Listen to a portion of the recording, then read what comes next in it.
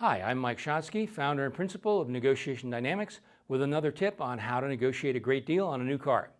And today we're going to talk about the question of should you buy or should you lease? Now, leasing in the details is very complex. You have all sorts of issues. You have the acquisition fee and the trade-in value and the money cost and on and on. There are all kinds of junk that you have to deal with. But conceptually, leasing is pretty simple because here's what happens. What you negotiate when you negotiate a lease is not the monthly rate. Let me repeat that, it's really critical. You don't negotiate the monthly rate. What you negotiate is the price of the car, just as though you were going to buy it. Once you've negotiated the price of the car and you want to negotiate it at the dealer's bottom line, then the dealer sells that car to the leasing company at that price, and then all the rest of that is handled through the dealership, but really with the leasing company. Here's what happens when you lease a car.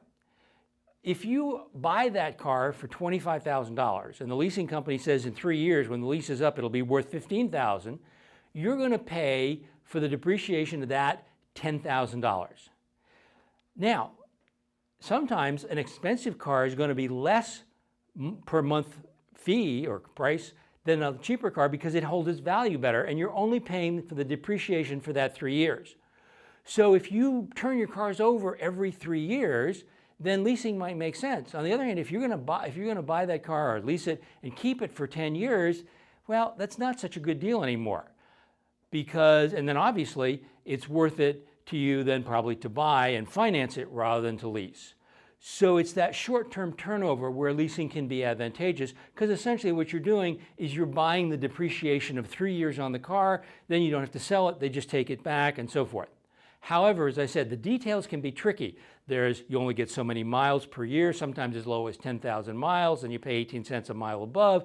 There's wear and tear. If the little parking lot ding, they'll ding you for that for sure. There's all kinds of issues. And before you even think about leasing, you want to get some leasing software. There's some that's free on the web. There's some that you can buy, or there are leasing software tools that you can use online so that you're dealing on even level with the dealership.